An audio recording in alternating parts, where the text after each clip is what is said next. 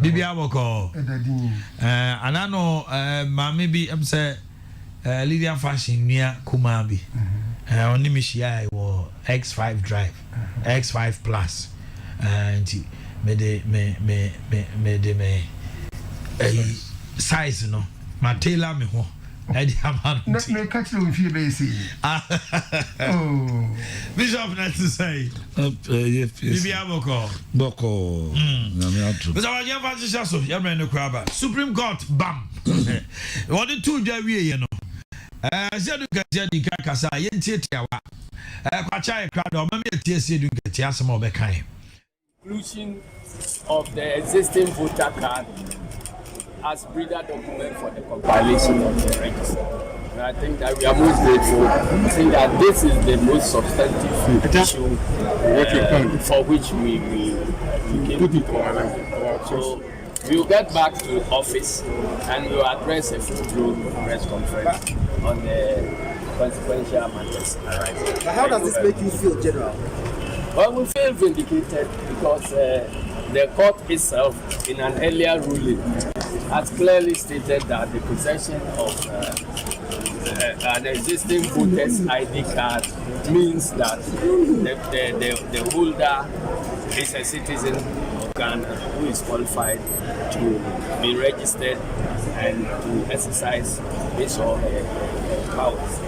And so the court couldn't have gone back on its own earlier ruling. And it did also admit that the right to vote, once it accrues to a person, cannot be taken back in a whimsical and capricious manner in which the Electoral Commission sought. So we want to thank you very much. We'll get back to you one day. Penny Dada and so address a press. Or the ensemble tuja. You bet your man penny so dear no.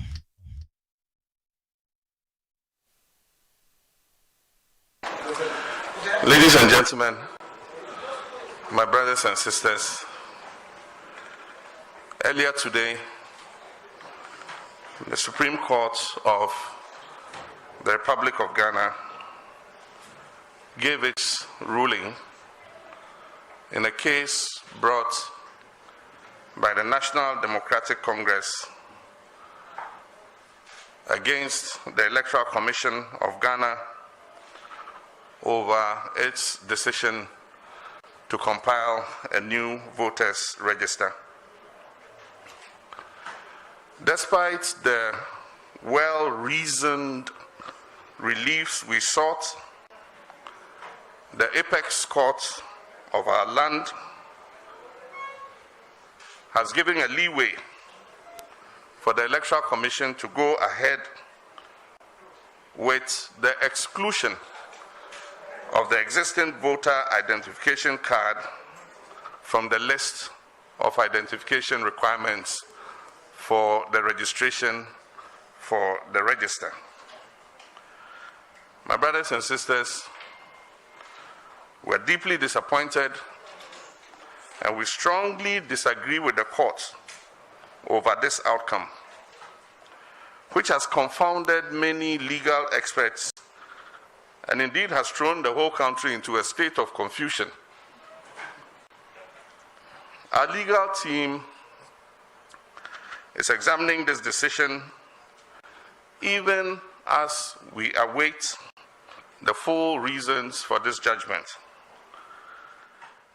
It is also worrying that the courts deferred the reasons for its decision to the 15th of July, a date by which time the EC would have been 2 weeks into the said registration exercise. My brothers and sisters, throughout its history, the NDC has stood strongly for an inclusive democracy. That is because our party is built on the principle that no one should be left out in the governance process of Ghana. This principle may be seen through the various programs and projects upon which our democracy is built.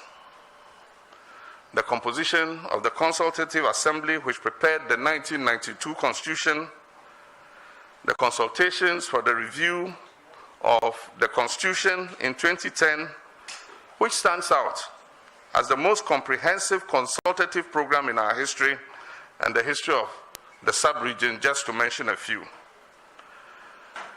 The MPP tradition, on the other hand, has since the founding of our nation always stood for an exclusive governance structure, a structure which seeks to leave out the ordinary men and women of our country, a structure which rather favors only a select elite few who consider themselves as owners of the nation. Ladies and gentlemen, my brothers and sisters, earlier. Okay. And Omanhene Dada John Dramani Mahama. Yeah, hint to be said next possible so no suba announcing a running mate as MPP prepares to acclaim acclamation ama Omanhene ene baumia akotu frank ama homo. Now it reminds me Supreme Court a year of 2013 September. Nana Danko Akufo-Addo also make comments be say after the ruling. Yentie ni kakra. Na fe yetie ni we a menima beja for yemfa so. The Supreme Court of our nation has spoken. The result of the December 2012 presidential election has been confirmed as having been won by the candidate of the National Democratic Congress, President Mahama. As I said earlier, whilst I disagree with the court's decision, I accept it. I accept that what the court says brings finality to the election dispute. We shall not be asking for a review of the verdict so we can all move on in the interest of our nation. Everything in my bones, in my upbringing, and in what I have done with my life thus far makes it imperative that I accept a decision made by the highest court of the land, however much I dislike or disagree with it. I am saddened by the verdict, and I know that many of our supporters are saddened too. However, for the sake and love of our country, we must embark on a path that builds rather than destroys to deal with our disappointment. I appeal to all members and supporters of our party, the NPP, to accept the verdict of the court. Even in our disappointment, we can take pride in the way we have conducted ourselves. Even in our disappointment, we can take pride that the NPP has again led the way in deepening Ghana's democracy. To quote one of the Supreme Court judges, quote, "After this case, elections in Ghana will not be the same," unquote. In other words, we might 2013 September Judgment Day, when the Supreme Court dismissed the election petition that was brought before it. I don't pay. This is Aboagye Mami Chance free ho. Mami Tio. You need the kind. Meda Kessben Medias send an omotonsa frame ba studio. Now as usual, me ba Lydia Fashions. Machiano oni okunu. Fear buenya no nyina machia ho. Afi adofo mbeda e hotel ho na watwi so. Madam mo ase na masa ka kire so mo kwa wo mra bi. Na em say na watwi we nsima sisi oman yi mu no. Ebi nsisi sada. For quite a long time. That's right. Say na watwi ba ko political parties struggle na judgment free Supreme Court so eba abeka ho been see for quite a long time. Te bada Ghana fo nyina asese omode akomapa ne pepa etie ni nyina ne ahwe ni nyina ne ya de Nyankopon so asese we num nyina no wasan kan abom ye Ghana baako eno ani ye mpanimfo adwene no mo hyehyeye no mo mpa ebo nyina ne se Ghana mo mpa ye na Supreme Court de ne ya beka wo ho ye kakra bi because electoral commission if you see appointee on mo nyenne de bi o mu twiro din na mi hunu edin bia ya twiro wa yesi dada no yenkofa na identity mfiri ho anase me emfa mfiri ho eni we numu niema ekokort ni ya bebre obra yeni ya yemra kuni no so edi tumi ama electoral commissioner no se on hwese obia wadi mfie du nwotwe ana dwene mu eda ho fan bia no ye betwiro ni din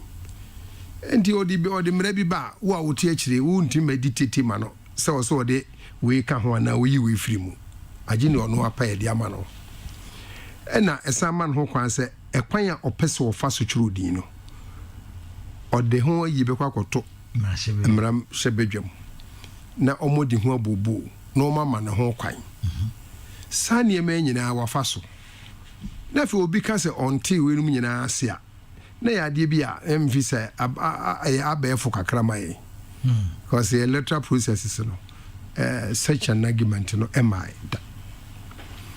tienia de bia me kase watch it from the fence no ni enim say well obi apese yetenenkan ntina de sa so de na hu senkusiaga minim senkusiaga obi apese yetenenkan ntina ekoso sa because ye den seni amrekuni no aditi aka no eno ane beba so we nko Supreme Court kra de so mo boa wo no mo menyini se wo koda sonda ye kra ena so mo kenkan ye no se emrani ni na we ni enti otumi na emum se oye bibia eni ni tumi mu a eni ebetumi ade na aba correct track so asame de ogina pa no na ogina na yi so ma mrahye badwafo ni ade nyina age mra na toma bibia ade a ukotena kire o kan we ya enye yi yesa ye ne wa bonte no omo call court na ma ya antiness ase saye e ma ne koye wu to say ase electoral commission no our sharp the sharp ato no so wa yem from so bia na ebi mada mo for so ade din so wo hwe emra no mu a na mo dia mo ka no enkosi aga nti ade ba ko so a na ema ye wire ho kakra ne se enkofo giginem den se yempene china moja begu webeyesei ede ehu ebehye ye mutu macha enke ya dia enke ni kwanse ban sa akra enti afi na wo kenka de nda bia wote ase na wo hu bia wo fa hwese C 126 de bia meka ofia ha o se omuka ECOWAS card menene no munya jure NI card Ghana card enye ECOWAS card Ghana card enti ECOWAS ombre bi obabi edi bu anka alata foto no mbo de mu boso mi siasa mfie mi no bi anka enti eno passport uni bia baby a wote to abanko ade obi oho ni wo so ye Ghana ni appointed wa eno ano no obetuma appointed ni pedu wo so appointed ni pedu na for de we wo ho a ade ntetem bia mo ye argument na mo de kosi Ghana card mo de kosi passport o ma twe break de to so mi ensa ne de obi anka ho asem ade ntra eno kra na efo whereas de to abana anu yi ono man kofo identify wo mo gitum ri twodin no edo so se ne mo de bibia akoye enso no de na mo nka ho se na bibi wo ho bepem na nyina lawyer fo bebre akunini yesre se ye nto abama won yenye won de ben yenye won de be nyina gina ha okasa na ye de sa de no akote awo enya bam na chechirem se na ebe ne na nsanse se na woni abere a wo chechirem se nipa du ebegina ha sesi atwero won mu dina na obi anso vache for 10 na police station no kra no yeah we anasa ayesen bebre ho 300 people 270 maybe ko 75 for me constituency within seconds no more wie enti no de ne niema ayeba no chese politicians omu huna too much afei ye the judgment yaba nkofo yi ade one sentence you see giving the go ahead which explains be a won bia no yama ne kwan interpretation baby na obeye na fe ovi se wadada nkofo nti o da bi niam gina he ka de earlier on no wapene bibi so enti eno de ye di card na ebeye say wo dey calm down tension and I won't say sharing get here no they calm down tension it was strategic yes because who say he or said that to mu said debi o san kaka ho say niam me kan de me firi ha ye be san akoye proper press conference we ho na nim so be proper press conference ka be gina to yampia nkofo m ko ho no ko bose akoye niam akoye bibia say kan yeso de o se bobal krom say e krom no mo ho immediately no de na e obi na dwunu ye no prekesen kakra enti o san ka wie no de to aso say we free up ye be press conference e headquarters na press conference on the same issue e ni and now we no answer questions enti me dey me fan say tension na or immediate surrounding nko ne supporters no enya reshimu say bibi papa bibi free Jerusalem aba ebi ana bishop asoro ne be free aba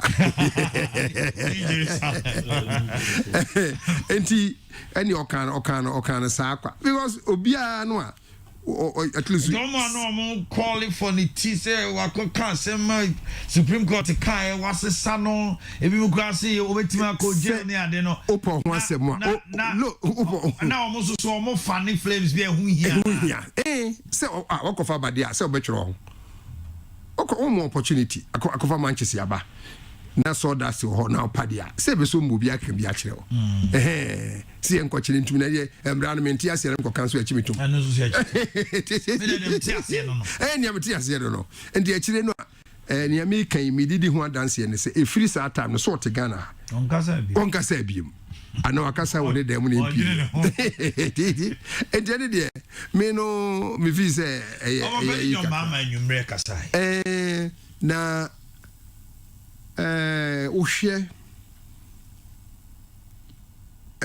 election judgment now we see judgment here match the two no enye you election judgment no was far reaching. It was imodu the whole nation, Africa, the world amampanimfo a judgment.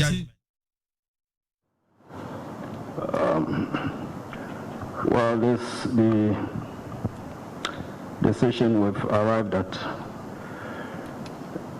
Upon a scrutiny of the petition, we found that the issues to be determined are set out at page 125 of the Council for Petitioners' written address.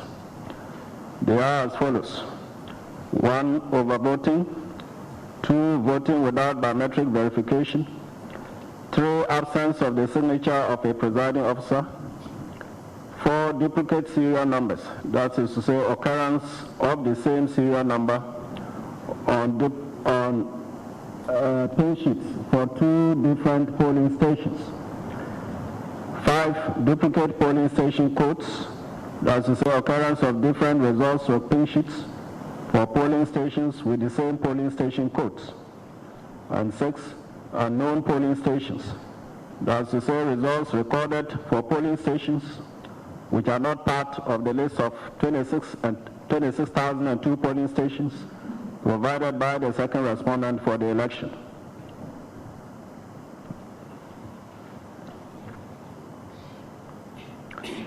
We unanimously dismiss the claims relating to duplicate serial numbers, duplicate polling station codes, and unknown polling stations, as for short.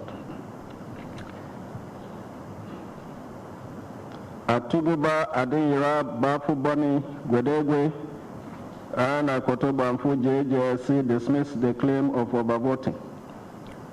Atuguba Adiyira Bafu Bani, Bedegwe and Akoto Bamfu, JJSC dismiss the claim relating to absence of signature of presiding officer.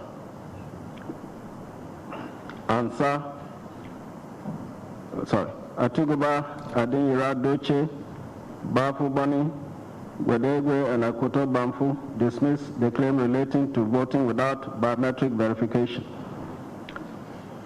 Ansa Owusu and Aboagye JSC grant all the three claims, that's to say overvoting, absence of presiding officer signature, and voting without biometric verification. And all the votes involved and order a rerun of the affected areas. Doche JSC grants the claim of overvoting, but has provided a roadmap in his judgment as to the figures of votes to be ascertained and cancelled, and a rerun of the areas affected.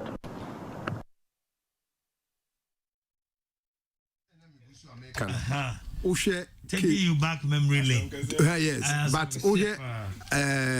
judgment and somebody na letter commission the na yakola kura. But that done the kromu nyina. There no obia spend about 4 years aye campaign. Akojira ho me ato aba aye bibia awie education aba. Na the whole world interest abaha for 8 months na obia nso nim say ye part of the world the elections the civil war ani bibia aba. Now come judgment ya o ka say no edija betumi ato omamu a na wo de kofa Jane Mensa say me wotumi se betwero din wo biti ba bi say wo need to me na wo tumi kura no a me say voter ID card ya kwan yankofo fa so identify wo mo ho no mo aka say enye fa kohim wait me ya de wo be compare the two enti say we no ba na say wo obi admit say wodi for nemum almost wodi for waje for natum but for the national ayinunti no yenye mu ne yenkoyanim fine na say wo begina ha na be kan say over voting defense say over electoral commission regular defense and powers na begina na ka say wo the reasonable thing na koye enti wo mo anye dia na so be so mo reasonable meanwhile no judges ya wo bo ka se wo mo ama judgment bebre wo ho na appointee wo mo ko Supreme Court. You are now telling out of the 7 about 4 wo 10 rounds see ya be ka say the agenda of the government agenda of the government no mo de omo power I just say omo munim nyansa nko an omo pese omo de omo ti omo asem the broad masses de omo nka ho I mean niema bebre ho a don't stir the honeycomb your friend say bees no maboye ti me gidi say o kan no keke se ni ane ne nkofo no beti na se I na nkofo o maye adwen say om de om betwa sekan ne atuo ne ye de akoho ana say reason on chiro din nwi we say nkofo bi ho ye de sem franchise on what basis ben say ye nyan chiro din no ye de na ka say bia obi a say bi timi si na nipa na hu say ade e ko de be ko say na obi so be kasmo so COVID-19 nti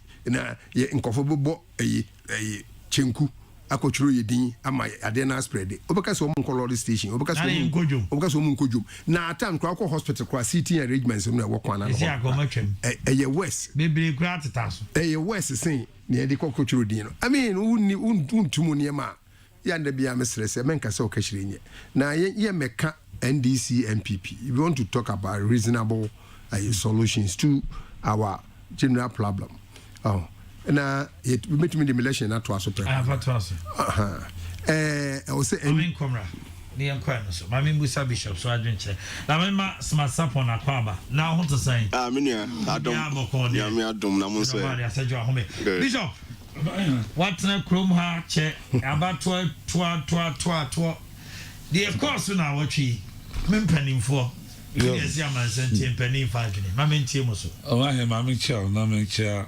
wahwe phone watifo omo land in show America ne ade nyasam ketwa so mo free me ani ye hu Omanhene show so edo ase na me kwachia me feel Asante Achima ko so na yire hwe odendende my brother was my service kumi also opejumadi Omanhene yeah no kure ya ba kope na nyedi pa nyina ne timuka obi wo ha esuro ni ehunti oya nda on timuka no kure da obi so si bedi na temti on kan no kure ebi so sabe ku na furunti on kan no kure so obenya bibiadi na mpayinfo se no kure brani na embono okay brani na embono and they say what kind of cry and when you more be when you back to kakra so enuru ba bia when you mu aseda say no cry mama fasa kwanya we so emo MPP mpanyinfo a if 1991 92 93 ba besi enne omo form MPP political party abaso Omanhene didn't na mebo abaso but steady from 1991 to this time ma who say omo wo abotre omo wo omano ho doso nko ya oma dwene ni se bia ku ntutura sam so se ombe ntutura sam awo mamu do political parties in bebre mfonso omo do MPP ni pe makuma bitim kasa bia enkoye na so majority already from 1991 to eneya 2020 ya metima bo mabaso unlike NDC mekasa metu NDC atwatwe ba wo hwe nsem asisi from 1991 ebesi enne 2020 ne behavior mo put across road eneya ne twase mebo MPP abaso some people you behave said the NDC for year nka kure kasa asai adentira number 1 1991 e hase say yem pesoja mamu the whole world obi as soja for ebumanu omo hand over ma democratic elected president and yes sir omo maye nuru omo maye nsu omo maye kania omo maye sika omo maye hwe ya recognize soja mamu sabre no owura Jerry John Lawrence na oye soja nia waye ku a oti oman su ebu man soja fo ni etuo ebu ya yempen for the afamu bi no de baya eba sa pe owura Lawrence ene ni mpen fo ebu man so we are seeing our cancer so mumia soja mumu dia ene it's a same wuro mata de no na me be civilian na me bumano sabre na preacher or yes soja ni wo preaching say party politics is a dirty game omo ya corrupt omo ye say na me rolling say support KSTU na me can be so I can't na to your team am so ye can be enti manye ni say a baby baba Rollins combat dose obeye those were the days of Jerry John Rollins. Manye ni say a baby baba obe road soja atade say obeye civilian ruler. Yeah. One also say obeye civilian ruler. Now why join political parties no. Don't forget so what banned the political party more than 12 years. See, I feel now we left a ban. No be a team for me political party or memo. Those were the days of Jerry John Rollins and NDC. My goodness, your own crowd, no. Thank you. NDC should come back. Obi ekwano MPP for me or more the CPP one obi for me political party. Na ka level ground na ye nyina pen yakọ.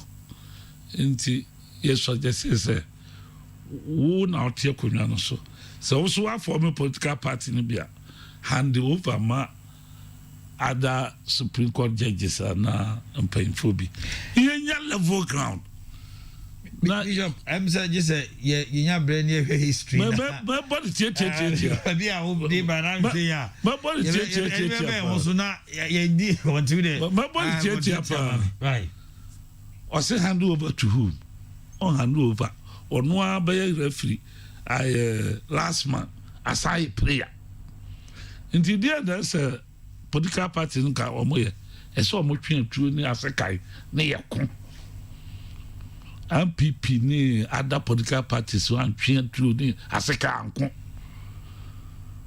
enye omode if you say omohu pefe say runners and hand over not on the konwa so pointing crofo so omonye electoral commission said we here no no enko other parties afa nti oman mu ye hye papa ba manhu se obi twa tuo ni ade the MPP for your answer 29 politicians including Liman omo de asam no court no man court no run sin ne doma NDC ne doma mama ya ni asam no mu ya omo de aponko ne atuo ne nsekai e ne court ho me am a brother obi manu sabre no na lawyer ne Dr. Besson obi manu she ma kaba ne wege ne timi akwa pie so achase omo pene so omo amfa yibeku nipa moja begu amam kotu na amakwa am ye ni asem no kura no pene so se nyehwe enkoto ye to aba 92 nhihye ya na ye de koto aba no nipa bia mu se da bi ye to e dia e de runners na na be safa ye to aba no wo ya ho hwe nye ye so de atuo ne nsika mo se da bi ye mfa atuo ne nsika ye nkoto de bi si bi ensi ye to wi a runners fire no the MPP for ya no se o mo twere stolen verdict on boycott parliament transe eno kredu baby no o man who say mistake na o sanka omoko o man twe tuo ne nseka ne man kum nipa anka antretin se moja begu masamba bi ameka ba no na ni o de omo ya na se asem no ha omo a no omo de kokot including 2012 elections here petition de kokot court is Supreme Court no obekasai because me who that say judge no be anotimo from ade 5-4 nso mbe ye no 6-3 eno bia akufu ado na o challenge at that time the kasa obekan na nisu agume o say me gentum na the Supreme Court kan me yintum so ma pene so said de be na yemfa oman no enhwe ase yem enkokun sese omaniti ya pene so machidifo nyina so mo yintum na mo pene so na yenkoye nim ena bible ho kam na no pay me hwe sa de we me kan ya ba besi mo mpanyi dada owura adwoma maso me kasa wa kan na no no senye incitement ya me nim de akire Johnson also disagree. What disagree fine. Now who quote when nim kwa kaseti ajeje na te said the omunim de omunim nyansa. Now omo MPP for na yo omu de odu omu no koye no. Eno na ya hwe hosem. Wo kasa na nkora na di wachi nyina di ya omu musa na yesisi yen. Okay. Me kan pefe say judge say wo Ghana no omu nhya MPP botom.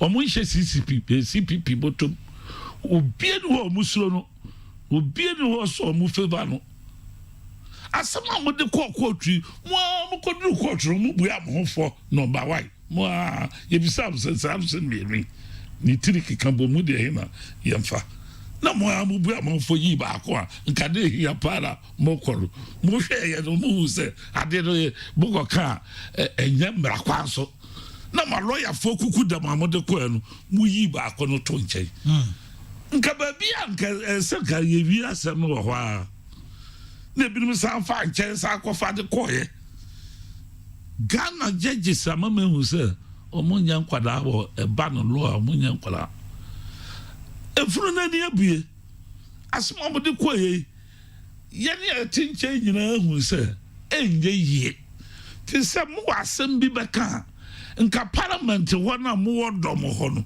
na wo senka mra no ba no mo solitia na de ya wo sem se omo kwa parliament a na wo mo MPC no na o makomo no atum bibi o mbeka bia na o mapene so wo bedru fi apɛ na o supporters nse na bi ya mpere ya nye sei ahɔ na ya ma werɛ ho ebisa mo na mo da o ma no nti mo kasa ma wo mo a enti mo kwa parliament wo na mo kwaji tumu parliament ho wi a na mo ba abonte abakasa mo de mo mpene so mo ni mo hwe e ba no sa ye nkoye nim da tenti a me bo MPP fo abaso nya se me pa MPP ana bibi na ndokre no e ba ko wonim sensem yi bae e ma o man ka mu chichew ahemfo binum kura so de tiae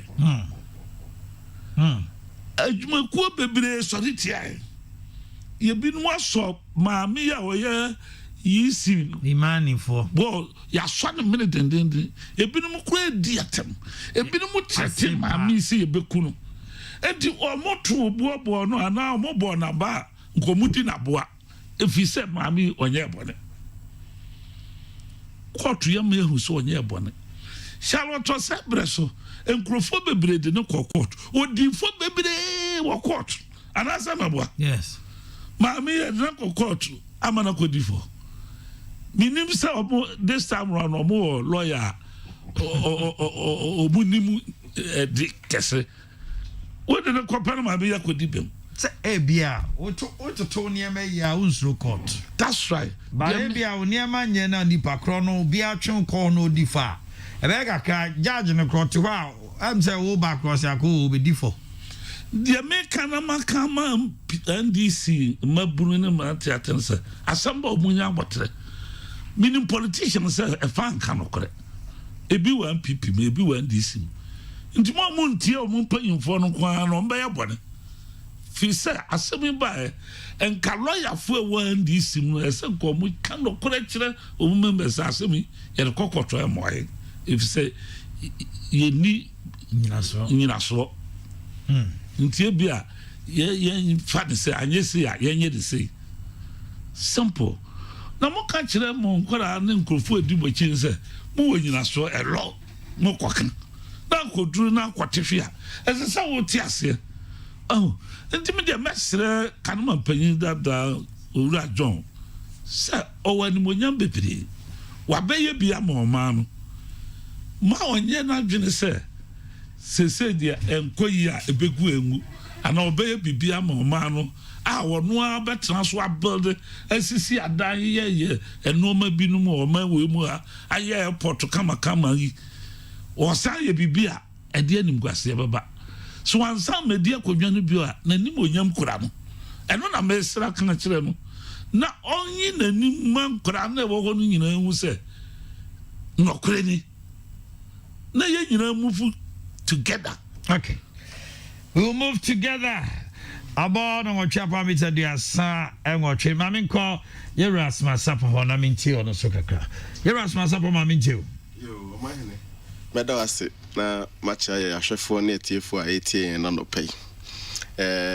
Omanhene mefiase free Supreme Court ne jurisdiction to me a Omanhene constitution dia hye ne nsa a brano aya or exercise bi mayihu na apart from so supervisory court sa aka nyina in fact omu no mute the court system no mu na omuda so the bia ka bia so mase to omu na omu ye supervisory role ne sa na no na ba no high treason o ye nema bia e be dane oman na butu ni ade ho so ne de ko National House of Chiefs in system ni ahensem nyina mo kan na House of Chiefs no ko wie na anya yi a ekoho for some form of review ni ade na ne omu ye no nrachi omu supervisory role over enactments mra ni ade a mrahye bedwam be ye no se koba se mra no ebro mrahye bedwam no tumi so ana mmara no man hye ne yie ana mmara no se ka se implement a ebe ka tietia omanfo ne fa hodie so ne ade a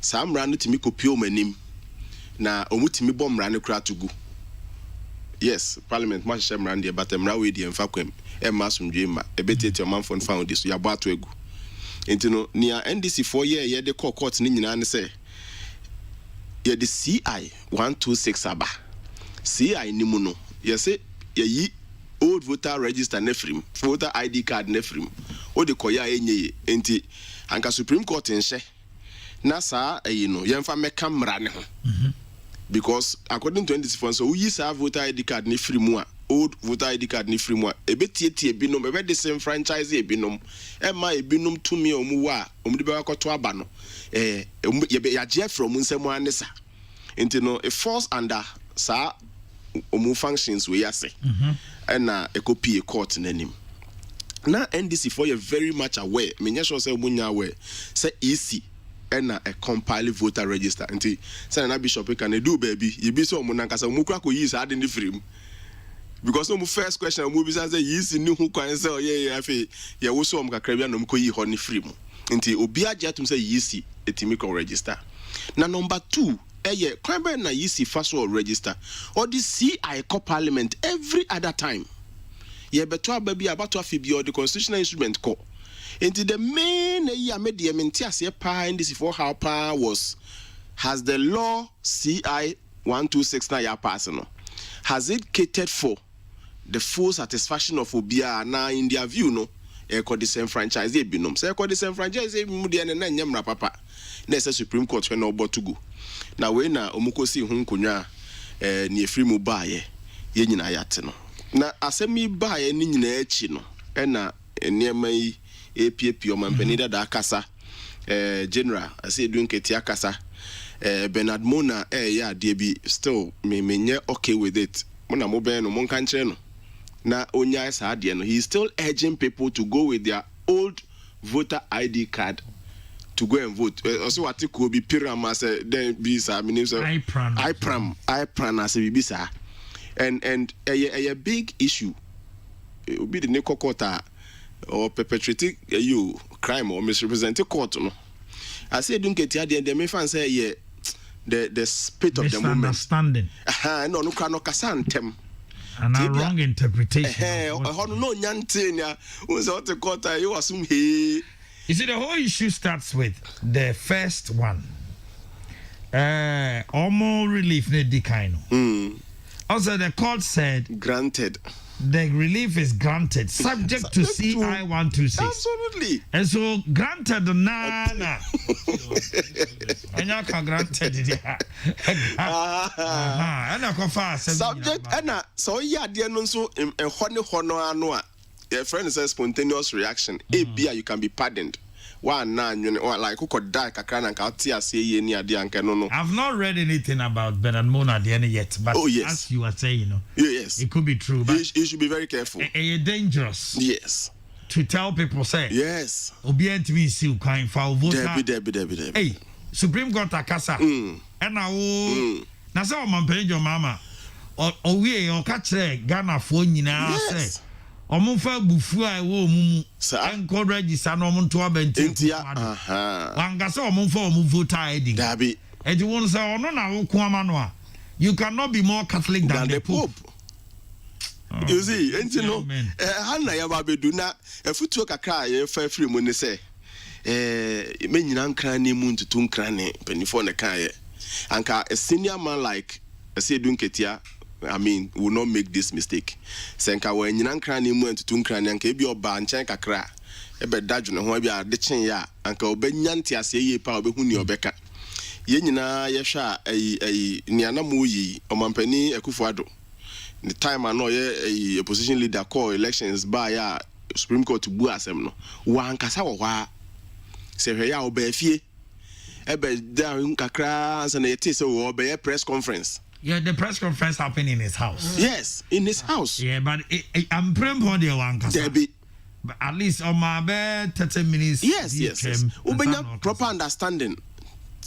Taking some quick decisions. You see, what does the court actually mean? Because sometimes unya judgment in kanya you assume he to buase 30 minutes bimpo 1 hour bimpo na no lawyers bedwene ho ne ade ne ya oba na obeka I mean to me wom like wakasa ne ade enti no afutuo na ye de be ma obi ya me nyina nkran ne mututu nkran ne lawyers bi wo ho no mu a omu pie ya na omu grant interview. Some of them is for fame because interview no shadan kan papa bia is just want to face the cameras, but lawyers be now don't talk right after. They will go to their chambers, demand copies of their judgment, read it before they come out to talk. Mesre omakoya political leaders yinso de genocide Uganda unim journalist be comment pe and the cost case nipa kunkum ne de bae we they are political leaders. Now can you imagine say general I say doing ketiankasa say ye din kunim Supreme Court ye bomb abaso adechia obi amfa ne old voter register ne fanko na obi nyante corrected version bia na bunadan kwa na ye fi ase so old ikojo ne kasa ye man register na ne bufu na the chaos ba na ye kwa na ye bai other similar issues.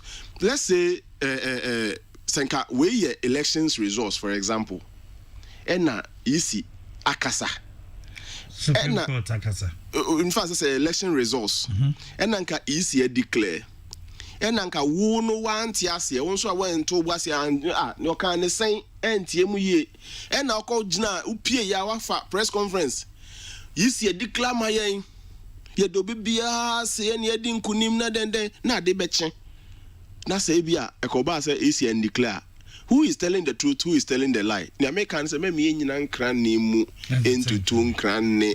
It is a bad behavior we should change from. My last one Omanhene enkrofo say the judgment is ambiguous. Ebi mo friend confuse judgment meaning so atibia. Then obia obeka judgment na obeye confused bia no. Forget about the entire judgment. There is the Supreme Court has summarized the judgment in 3 points. Yeah. 3 pe. And no me sure said 3 in dear. Obetiasia. First one is say it is title near consequential orders. First one is it is hereby ordered that all stakeholders and the Ghanaian eligible voters are directed to comply with article so and then the CI 126 in the compilation of new voter register. No, I take special attention to all stakeholders. Ghana for no political parties no BR, and then I take special attention to Ghanaian eligible voters. Omanhene eligible voters. Enye obia to waso abato. You must first be a Ghanaian. What does this one tell us? Just said there are some non-Ghanaians around. Yes. They find their names into our voter register. This time, Supreme Court is warning you. Where be our say, oh, you're eligible voter. Be no first. Make sure you are a Ghanaian. And sanwa ben, sa voter no. Second one no, consequential order 2. Wama Electoral Commission power. Munko compiling way. The third one no, cases in Ketenketi aka wada courts bia efa yisi hu bia no so obedia mani nyina de absolutely pene adware ensu asa enti cases an Ketenketi aka mo no nyina no oya judge I want to nkota command new judge you should be guided by the canon because we are the apex court. And people thought here they were bullying. Yeah, don't know if you also know now you mistake on correct. What your correction in there by this is my marking scheme. What have you been saying? Okay, Mr. Aboagye. Going forward,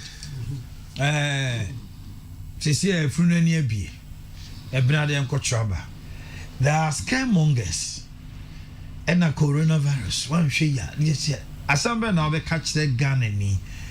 Na said, yeah, a year no say, about 2 minutes one, it was so culturally in trouble. Go on, ma, or still I want to ask you. I have a card in Okwaji, and this is the BB Fabric, Brenner, or Timothy Akwaji, Nisi Kabi, or World Remit, you know, and I say, a monogram near the Assemble catch. You did kind. They more kind of TVC electoral commission the other. So omoji Supreme Court ready to na benada omo shasi. Na o nyi ni kura be. Asante Achim South first NPP parliamentary candidate. Ku Asante lawyer. Asawini. Yeah, congratulating no only the party chairman Vital Milk Wofata Mr. Apia no ombo ni chidom nyina ya da omase na afi obi otu bibia no anko yiyama no better luck next time because senior abano pajaye no na obi abu ekoboko nti obo for example ye beda na botre ya odishema election no baboko na we ho ntina me share da okay yes wo nkoto abaye se nkoto die Yankotudi. A political parties and no some who put enthusiasm into the whole thing. Okay. Work of Bokasi Akoma will be 50 million. Some from Kotrabama. Now went to me and Quanko. Uncle Churu, me and Mitiadi. So you call it on the parliamentary candidates? The political parties. Okay. All combined. And here obey 22. Obia so no call you gum kum. Pap, boom, action. Boom, pop. Omuna and also more people enthusiasm to the people. Okay. More organizing of people. No more control.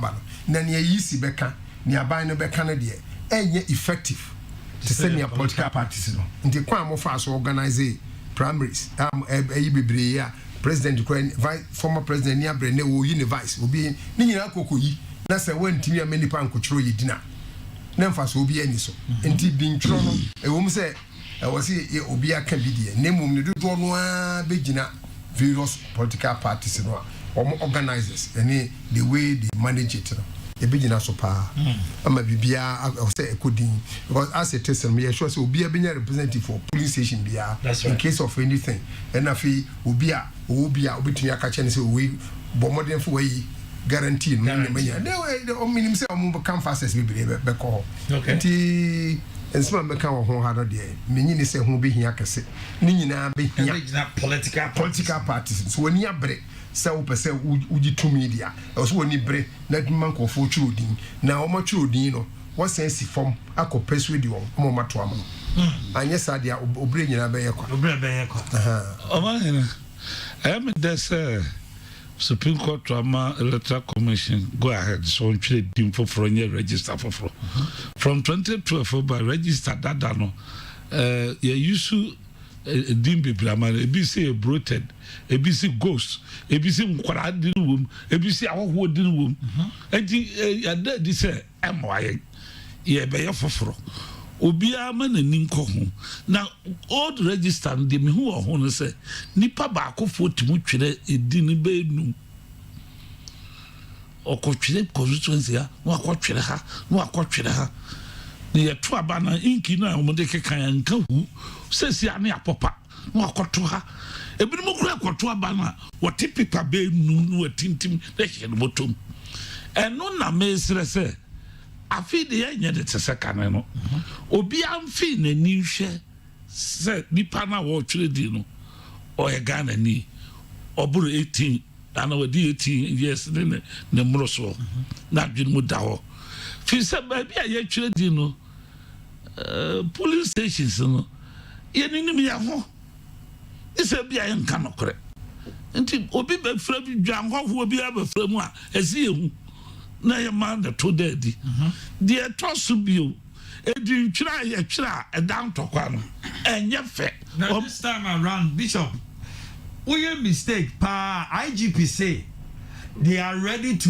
deal with troublemakers wa catch the Ghana for nyina say oye babunu now nim now mo bi show kutu pa now back police station say obedi say hunu free brother kwa was send a process for so money uni na process for wo na mo ko mpe wa bodala na adia na start brother na Yawada Tuesday dem ko smartis o mo di brother Yawada brother 30th Oman 30th June Oma to 8 August Omanhene Omama asojafo no mbere mu bi 30th June Oma asojafo no mbere mu bi na nkuro bi te se ye ni abreu nkuro bi te se sunafo ne ade no a omo buru nkurofo no etu ntwa ene sei me firi goso ana me firi mehame na me feel se me pese me kokoko twere me dina eyemra mitimi kokere yes mo bia ntra ho se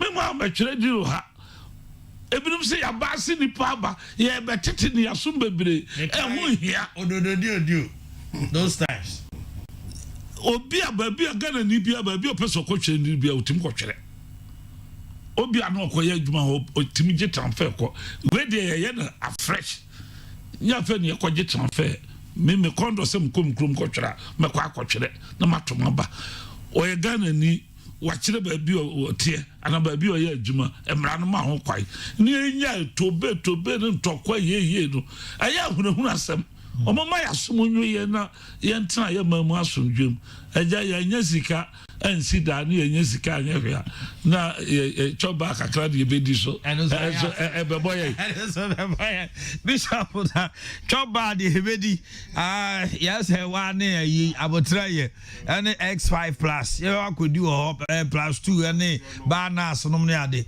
ye nyina ba akodi fufuo ni bi ho na oman na kwanim Dr. Sarpong ma mi chewni good mestre me akọ register ade ba kuni se obi ebe register na ekoba se o fi se onye Ghana ni ana se onye yi a utumi nsi ni kwan se o mane register o mane go through the process no ombe yi ni card ni bibia to nchen ukona ko head district nipa a omote committee no so a omoye nhwemu na obohu se o ebuo ni need also judges ni directors of education no ni asofo ni penifo 43 ejo omo de no kura na be ya adwuma ejo hwe na obi anko twesa me mpene ma register sadie no na twense kai afenso mo nkwala ko bom ti bom duku sa nkwala na ko ba nkwala ti bom duku maami a wo be ya sa no wan hwe a wo ba no ye be to aba December no prison onya mfie du nwotwe o for so am na register say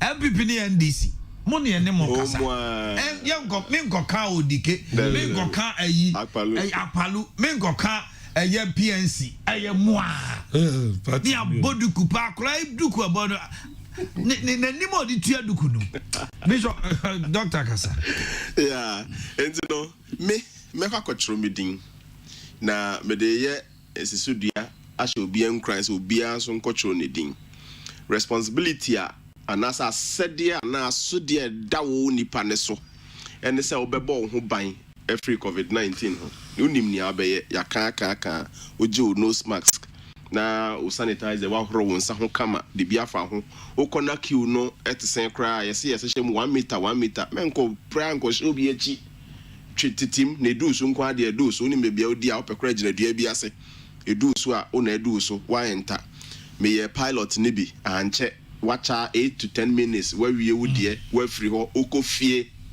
Can't we do this? Yes, we can. By cancer electoral commission. Yeah. Nya fe ni ebe tran ho na main day no and now machine where I say extra we are internet yes article internet network article there be. And na dey to so me no so sa wo mo ade sembe kwa na me camera fi.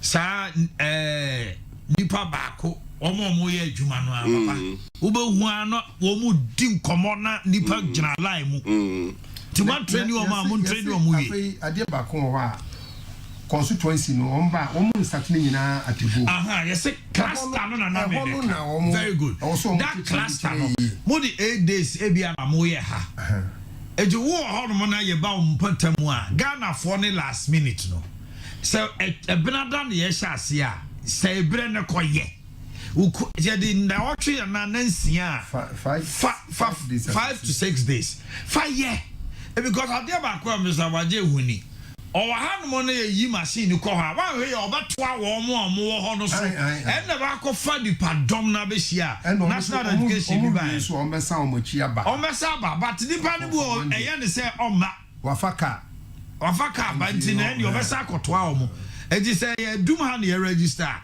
mo am wa dum si to say mo register obetwen a ye de kwa asafo a no we do no aka cancer for numbers no na mo increase no but finally ni enti no me mete ofori krom constituency ye besre ye elite constituency ye hosti one of the biggest universities in the world.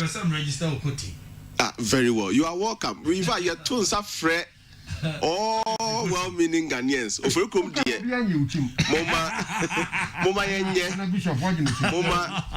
Moma yenye na enye fe. Obia din quiet and oferikom ye nimi hono. Yenye manye fe. Elite constituency. In fact, in Shaisu munyina ma asukwa munyina nto ye. Yenye manye fe. Ena mi krom Achimunsu Tem. Wafante akwa South. One of the quiet constituencies we have. Mutu oma bedin ni ade. Ye best obia u free ho. Un register un throw DBA fa ho gym. Na mi krom unse ye nyina free krom ye no ma me side ni papa side. Wase kropon fo a eti Amanfi East. Amanfi East for ye mane ye fe. Cocoa board CEO krom din obia efa ne hunshem. You see, get involved. No one sha. Una su nim nyansa wan control dia. Sebe obi be kochusu wo leader amount. Because of that, ye nyina efa hunshem Omanhene. Ye na fa yanka MPP primaries we. MPP primaries na enne na Omanhene em say MPP for so acclaim and that's say Omanhene so be ni running mate. We are all waiting. Absolutely. Yeah ma omumi yeah, I know but as a hint. Okay. But MPP dey on my outline na da ho. Say no anwumre. Na ehun de oni ba omi ade be sie ni. Yeah, do be ase. We sorry come on Gina Moten kan so na Bishop J. Ward in New Jerusalem and Dr. Smart Sarpong. Be di Omanhene Yaw Adu Boakye kwa PCS Sarbedia ko change media kwache na director ya Isaac share camera sound no so same MCR ne technical team ni nyina kabo am ya de dwumadie bro odom ya na dwada e be se sia na ya page mu ne de dwumadie ka bra mama crab